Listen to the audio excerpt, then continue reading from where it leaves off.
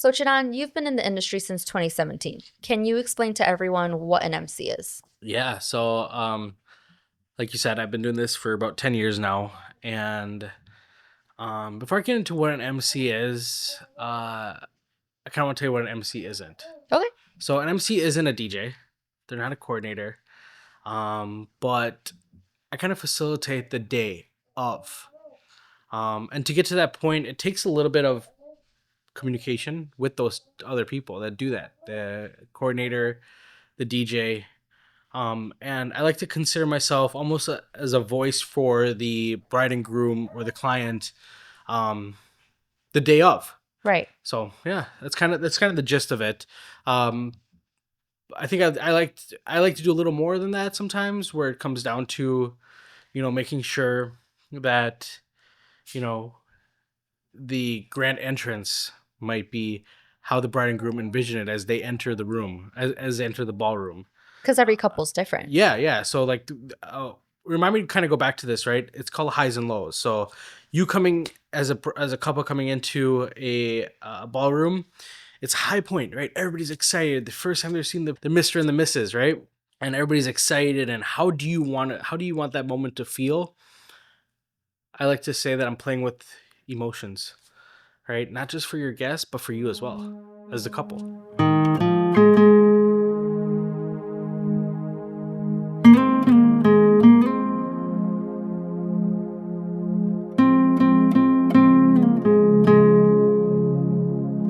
Welcome back to the Marvelous Moments podcast. This is episode 19, and I'm here with Chidan.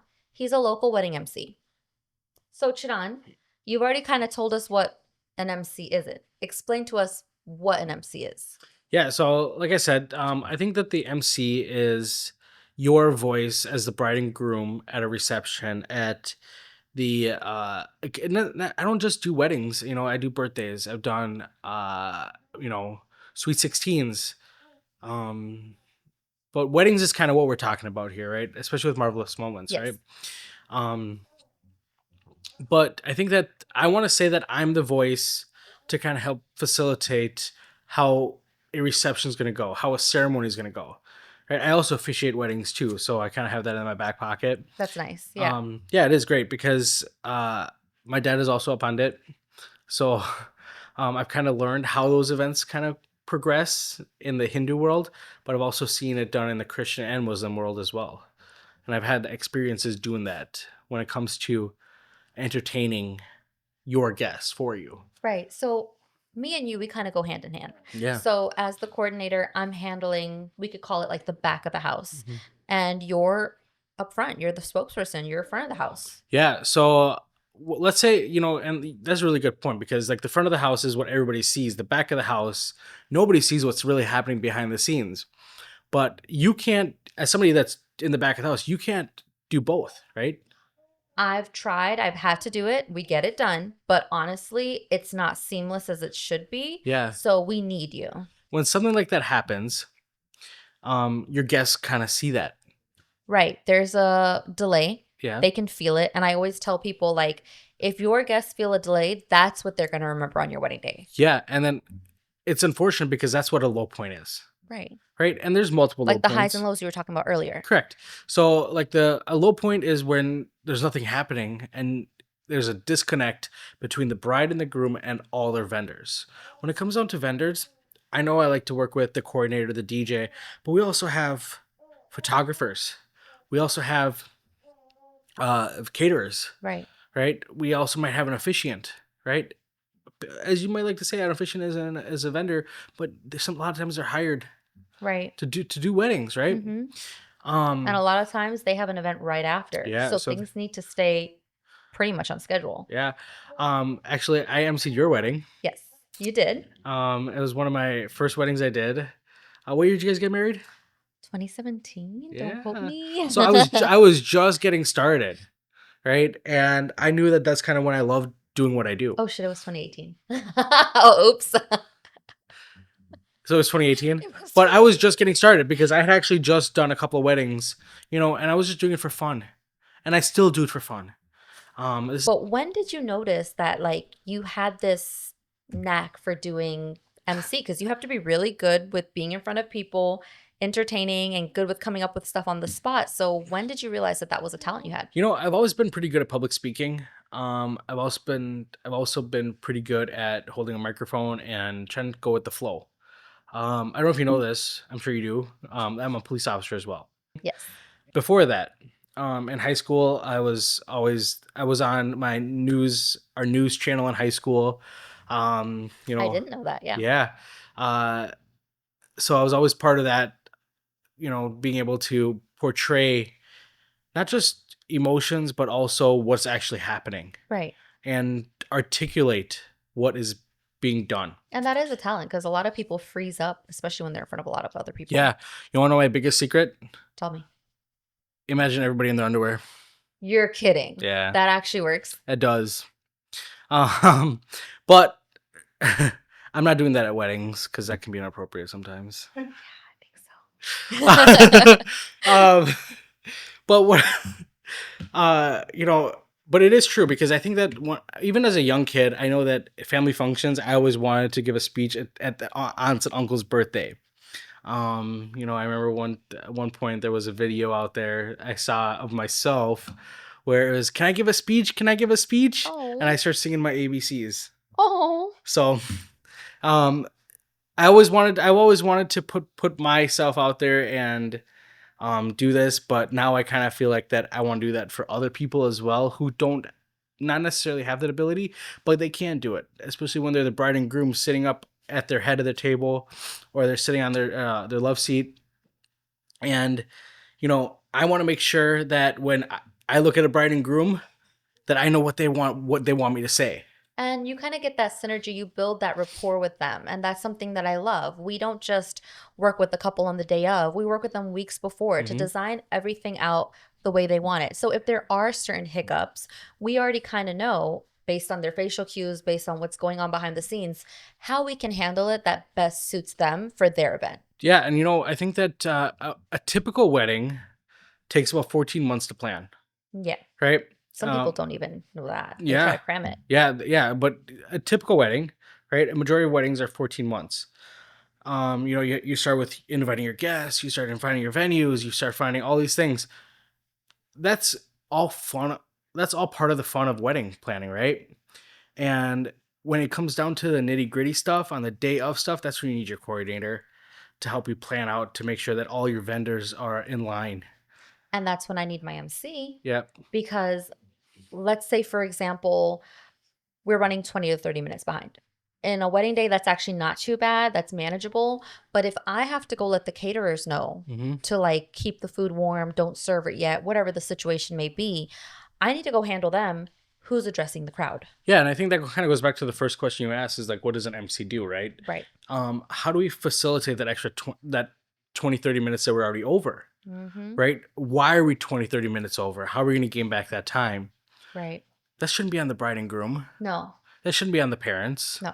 right? That's something that you have asked or entrusted me as your MC to work with your DJ, to work with your caterers and your coordinators, and even your photographers to make sure that those special moments of when you're coming in is happening at exactly the time that you want.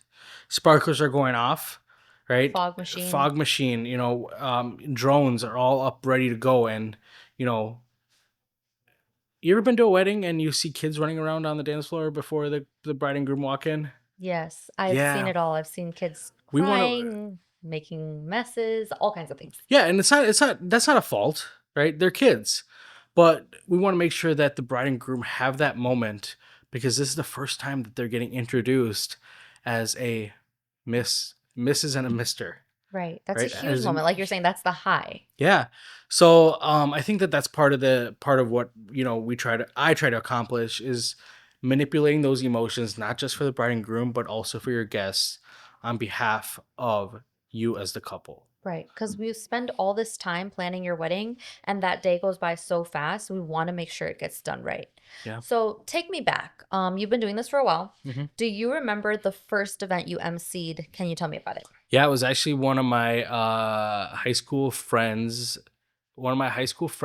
wedding, and it was in this small little little ballroom, almost like a meeting room. And the DJ, I've never met the DJ. It was the first time I did this. All that I had was a list of their songs that they had for when they were coming out for their grand entrances, and for the bridal party grand entrances, right? The song after song after song, and there's a lot of highs and lows in there because you have the a bridesmaid, a groomsman, a bridesmaid, a groomsman, maid of honor, best man, right? And it can get pretty ticklish when there's a long, extensive list of people, like 10, Yeah. 12. So I like to make sure that the bride and groom, right? And this is kind of where when I was learning this process, was how am I going to make sure that the bride and groom have that moment when we've already had so much energy built up from the crowd, Yeah. right? So you have to do something a little different, right? And I want to make sure that when that something like that did happen, is the bride and groom okay with that different, you know, just a little bit of a different change for their entrance. And you have to make that call. Yeah. Yeah. Yeah. So you need to kind of know them Yep. and what they prefer. So what's a wedding you'll never forget? Oh, geez. So I actually emceed my brother's wedding. I was there for this one. Yeah. I think Marvelous Moments actually has a video somewhere where we had an event the night before, Mm-hmm. and we started a trend that was called By Side and Gal Side. Right? And Oh, break that down for the people that don't understand. okay. Okay. So typically in a Guyanese wedding, right, we have the girl side and the boy side, right? And what better competition to try to embrace to bring people together at the same time? So we started a dance off the night before where the bride and groom, their family was in a garage, right? The bride's on one side, the groom's on one side, and we were just getting loud, right? It was loud. And we were saying by side, and then we were like, nope, nope, gal side, gal side. And it went to the point where we had this.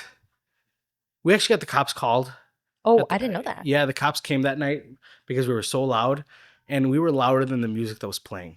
Mind you, it was 7:00, so it wasn't a big deal. But we were able to take that same energy from the night before to the reception. And, just knowing those little things, we finished off a dance-off competition between the bride and the groom after they did their first dance. Which was so much fun, so high energy, really set the tone for the rest of the night. Yeah. Talking about that, right? I want to talk about something like there are things that happen at weddings that can become very complicated, right? You might, and I'm talking about after the ceremony part's done, right? After the grand entrance, dinner's served, you might have family drama. There's always right. There's and I want for family drama. Yeah, and I want to make sure that as your MC, your coordinator, I still don't want you to have to deal with that, right? Mm-hmm. Am I right? You should not have to be dealing with that. We need to put it in check before it gets to even you. Yeah, I remember there was actually a wedding I did one time where the bride and groom had found out that someone had passed away. Right. I was there for this one too. Yeah. And it killed the entire dance floor. And it wasn't somebody who was invited to the wedding, obviously, but there were a lot of family members of this person that was there. How are we supposed to bring that energy back up after you're literally in a moment of love, family, support, that's having a great time, and this news comes across not from the bride and groom, it just spreads throughout the crowd. Right. Everybody knows what's going on before the bride and groom did sometimes. And that's not something that I can necessarily tackle because the specific event that you're talking about, people were leaving. Yeah. So now, in essence, I'm having to herd those people somewhere where they can be comfortable and take their private moment.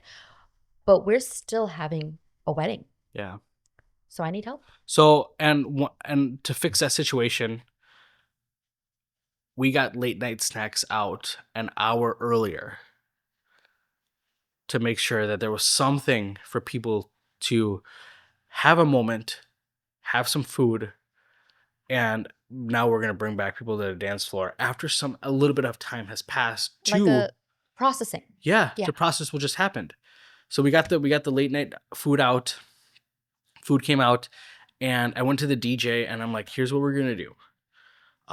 We haven't done it before, but we did a Tasa dance competition. That will And definitely bring the energy back up. it did. And I remember the DJ was struggling too because he was so disappointed that the dance floor died. Of course. You're putting your all into it. You read the room. You did all the steps. You did everything right. You were playing the Yeah. right songs, and then all of a sudden, out of your control. Yeah. So those are things that I feel like as an MC, that's what I do. I read the room, right? I bring the energy, and I'm gonna make sure that you don't have to worry about those little things that your guests are gonna be focused on. Right. So, Chidan, you don't actually do this full time. You have a full time No. job. Yeah. Why do it at all? Why do you like being an MC? Oh, geez, that's a very loaded question. I think that there is. First of all, I do it because I think that there is a need for it. I think that there is a huge gap between a good wedding and what I do to make it a great wedding. I agree. You've been to some of the weddings. You've been as a guest. You've been as a coordinator that I've done.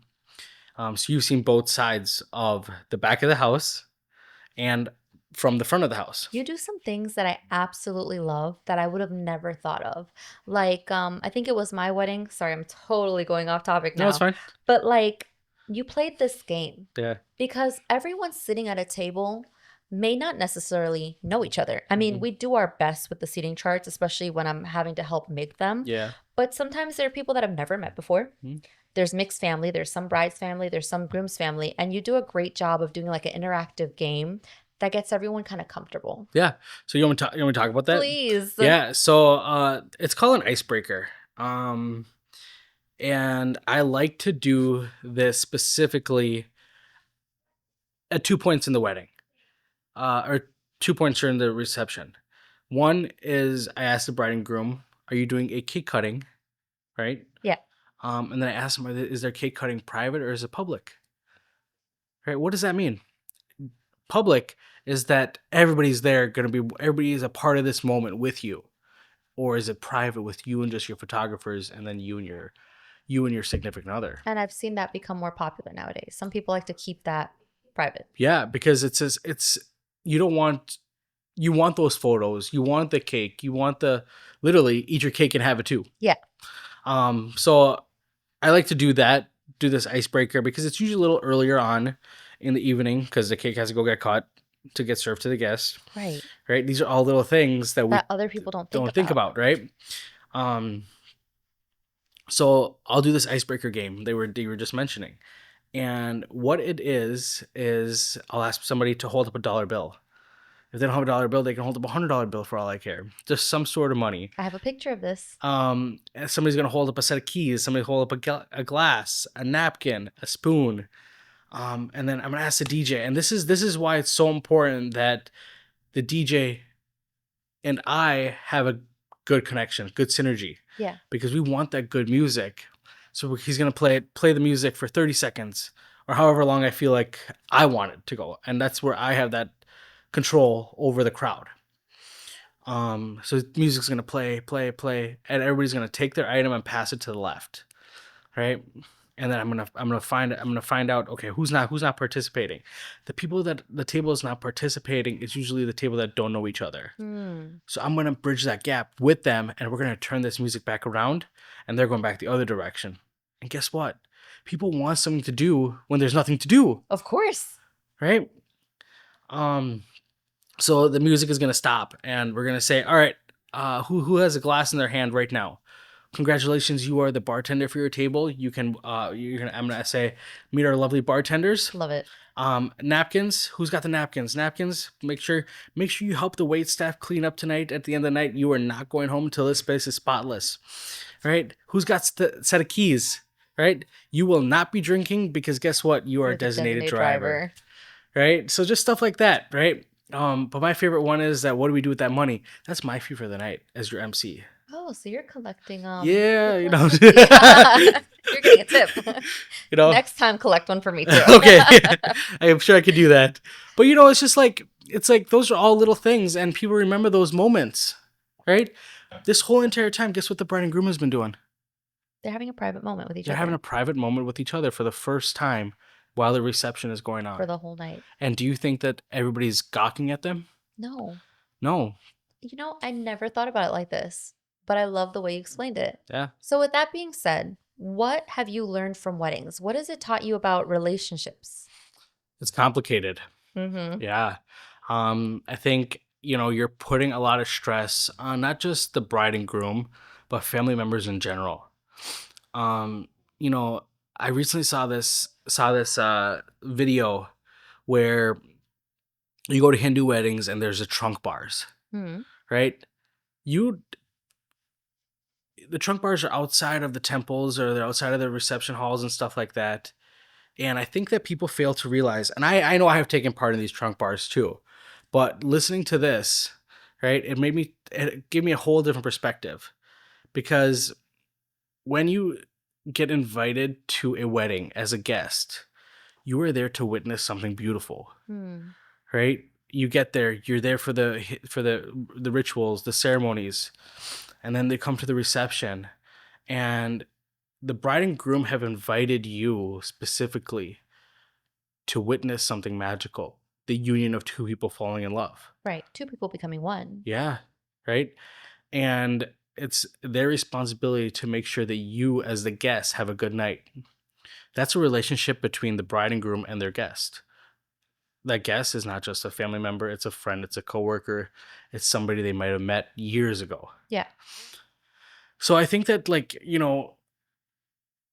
learning about this and understanding what the relationships are is that there's so much that I'm gonna say it's a marvelous moment, It's a marvelous moment. right? And I think that it's having an MC, having a coordinator, and having a DJ, having your caterers all on the same page, and somebody to portray those emotions and portray the night as it goes along is important. Yeah. These moments that we have as vendors, as your MC, coordinator, DJ, whatever you want to call us, right? I know that I'm here to make sure that your day is beautiful, not just for you as the couple, but for your guests as well, Exactly. right? And it is truly a marvelous moment. It is a marvelous moment. That's the end of episode 19. Chidan, thank you so much for coming on and talking to us about MC and why it's important. We love to have vendors come on the podcast and talk to us about what you do and why you love what you do. Thank you. That's the end of episode 19, and we'll see you guys next time.